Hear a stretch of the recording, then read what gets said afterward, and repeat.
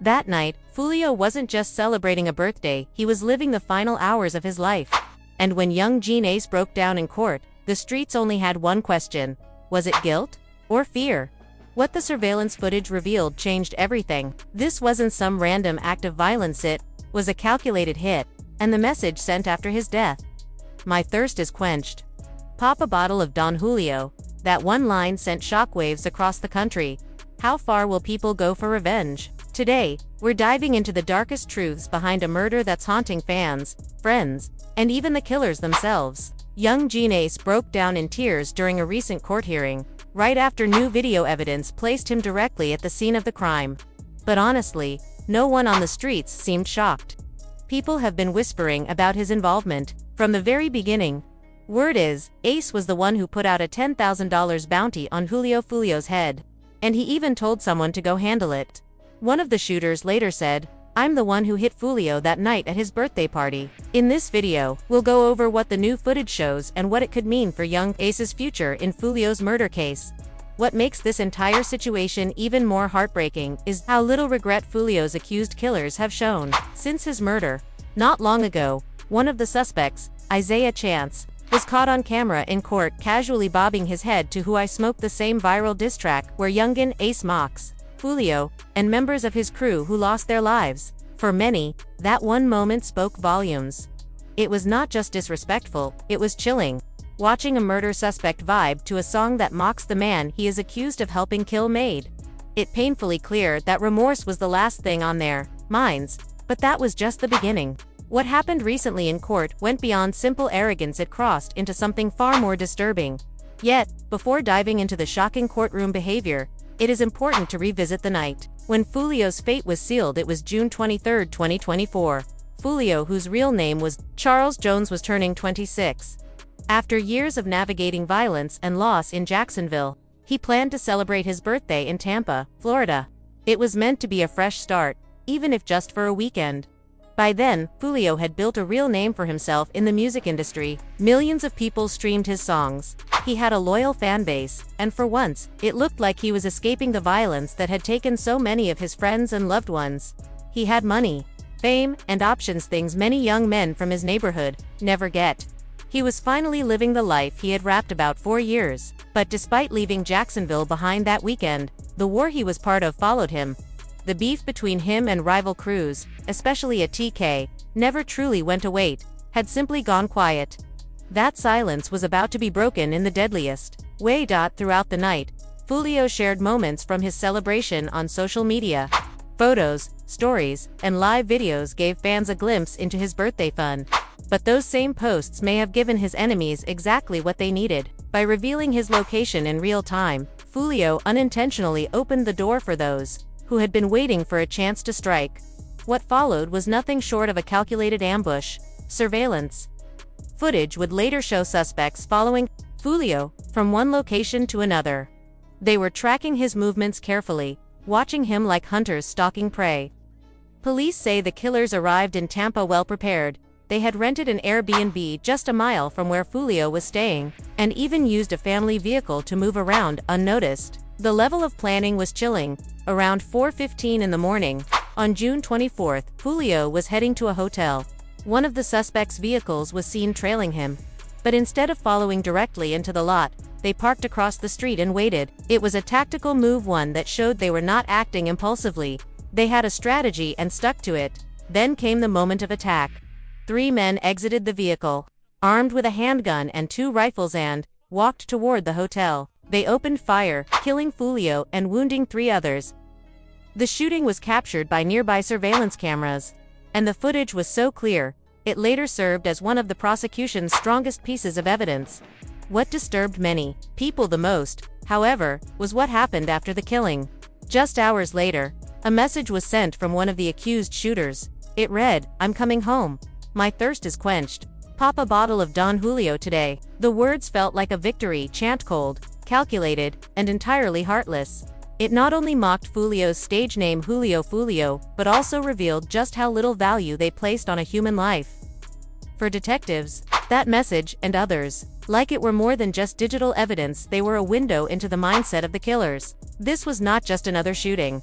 It was a hit, planned well in advance, carried out with precision, and followed by mockery. As the trial continues and the facts unfold in court, it has become painfully clear, Foolio may have been trying to turn a new page, but his past and the people who never let go of it caught up with him in the worst way.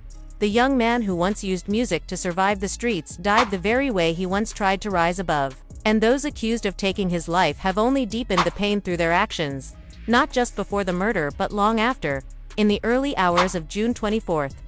While still celebrating his birthday, Foolio posted his location on social media several times. What he thought was just a fun way to connect with fans ended up being a deadly mistake.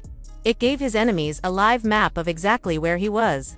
Security cameras later showed several suspects tailing him from place to place that night. Eventually, 5 people were arrested: Isaiah, Chance, Elisa Andrews, Sean Gethright, Davon Murphy, and Richard Murphy. Investigators quickly realized this was not a random hit, it was carefully planned. The level of detail behind the scenes shocked even veteran detectives.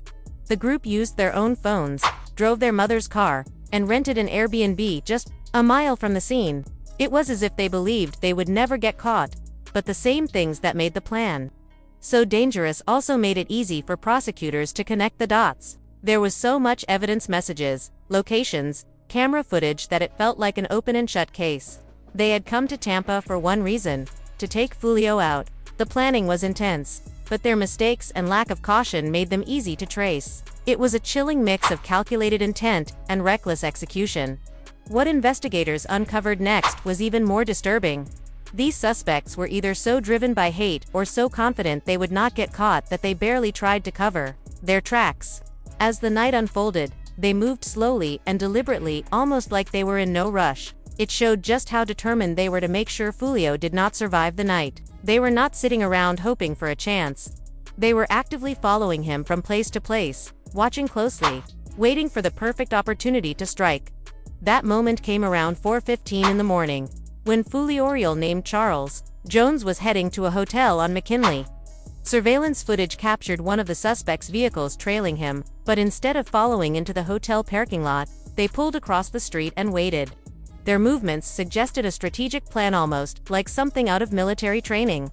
They took up positions designed to give them an advantage, while staying hidden. What happened next was caught on camera, and the footage was so clear it felt like a movie. It showed the final moments of Foolio's life.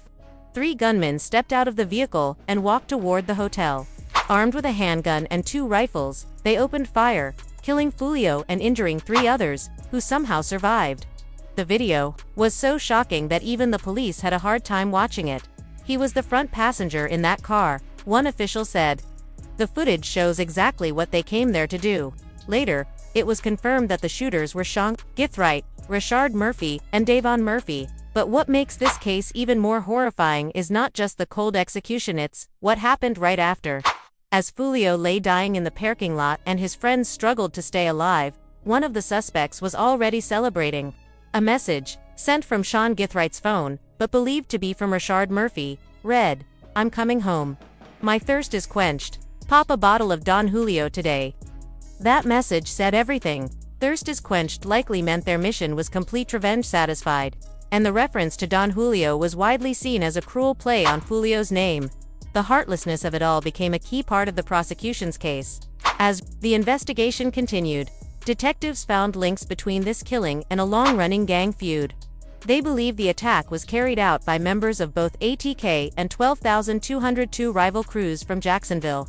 It was not just a personal grudge, it was a coordinated hit tied 2 years of violence. All 5 suspects were charged with first-degree murder. Prosecutors announced they would pursue the death penalty against the 4 male suspects. Elisa Andrews, who was pregnant when arrested, would not face capital punishment. But the fact that the state is seeking the harshest sentence shows just how serious this case is and how carefully the attack was planned. Despite their cold-blooded actions, the group made several careless mistakes. They left behind phone records, used their mother's car, and even rented an Airbnb just a mile from the scene. These details made it easier for detectives to trace their steps. License plate readers, cell phone data, and video footage all lead straight to them. Advice and asking to represent himself. He demanded a speedy trial, which could start in just 5 days. The judge warned him about the serious risks of handling a death penalty case without a lawyer, and a hearing was set for February 4th to check if Murphy was mentally fit to do so. Whether this move was a legal tactic or more reckless behavior, like what led to the murder, remained unclear. Meanwhile, prosecutors continued to build a strong case with powerful evidence. But dealing with 5 different suspects with varying roles was not easy. Bond hearings became a key battleground, with every defendant being denied bail due to the seriousness of the charges and the threat they posed to the community. One major hearing focused on Davon Murphy, another suspected shooter. It lasted 5 hours and took place on January 16, 2025. That day, the state officially announced plans to pursue the death penalty. They laid out gang ties, music lyrics, and details of the planning involved in Foolio's murder. Prosecutors used the hearing to give the public a preview of just how organized and personal the attack was. One detail that stood out was the family connection. Rashad Murphy's cousin, Joe Rod Adams, was killed at a high school football game back in 2018, an event Foolio had referenced in his music. Prosecutors said this may have added a personal motive, turning the killing from a gang hit into a twisted act of revenge. Each of the other suspects, Sean Gathright, Isaiah Chance, and Alicia Andrews, also appeared in court. On August 28, 2024, 3 of them pleaded not guilty in Hillsborough County. This was expected, but it set the stage for complex trials where prosecutors would have to prove their claims. Beyond a shadow of a doubt, Andrews' role in the case added another layer. She was pregnant at the time of her arrest and, though facing the same first-degree murder charge, she is not eligible for the death penalty. Her trial will likely play out differently from those of the male suspects. From the beginning, prosecutors made it clear that they saw this case as more than just another gang-related shooting. State Attorney Susie Lopez spoke to the public after the arrests, highlighting how much pain this one act of violence had caused. Even as the trial moved forward with all the legal steps and procedures, the human loss was always at the center.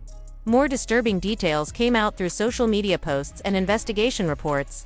On August 7, 2024, another account, @VA_fly, revealed how careless the suspects had been. They used their mother's car, rented an Airbnb just a mile from the crime scene, and used their personal phones to plan everything. The way they went about the murder like it was just another trip was chilling. Prosecutors were confident. Their public statements and decision to go after the death penalty showed they believed the case was solid. But whether they win is still up to the courts. Meanwhile, attention turned to another name that kept coming up, Yungeen Ace. The long-running feud between him and Foolio had fueled Jacksonville's violent drill rap scene for years. With Foolio's death on his 26th birthday, suspicion quickly landed on Ace. His recent lyrics and cryptic posts only made people talk more.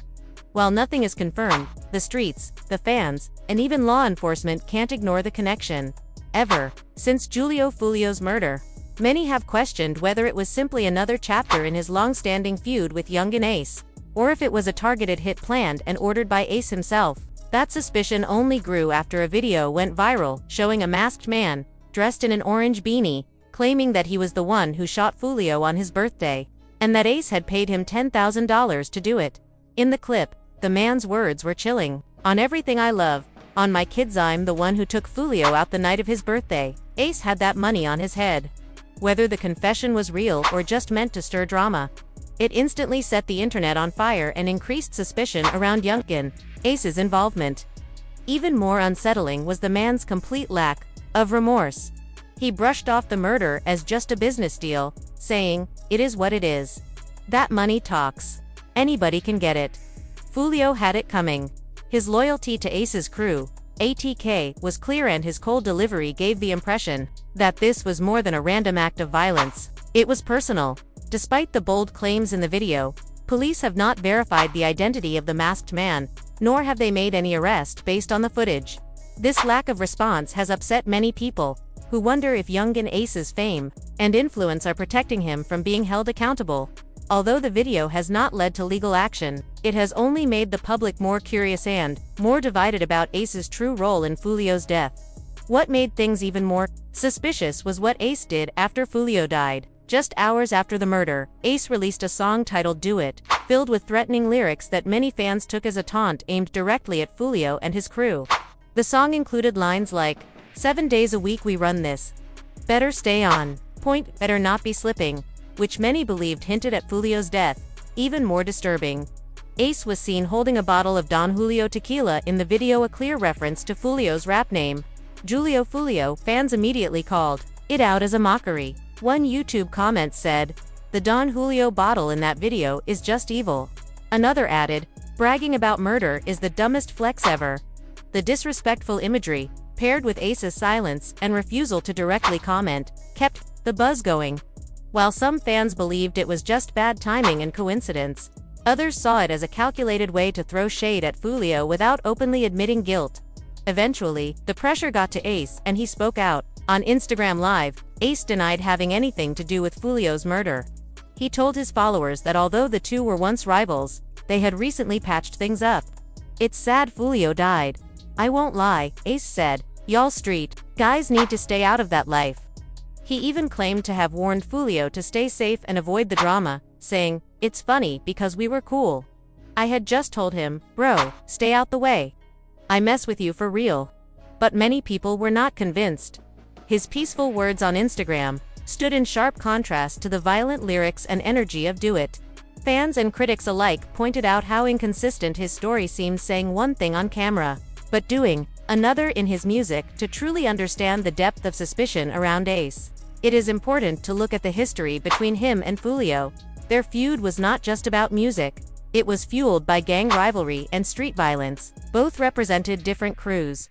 Ace was part of a TK, and Foolio led KTA Killed Them All. The beef was played out in their songs, where they constantly took jabs at each other's fallen friends and family. In 2018, Ace released Who I Smoke, a viral diss track where he named several of Foolio's deceased allies. Foolio responded with When I See You, sampling the news coverage of Ace's brother's death. These songs racked up millions of views and added fuel to an already dangerous fire.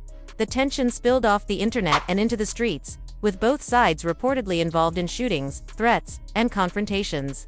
For many fans, Foolio's death on his 26th birthday felt like a terrible but expected result of the feud. If Ace really did have a role in the killing, it would mean that their war had reached a terrifying new level, planned and deadly.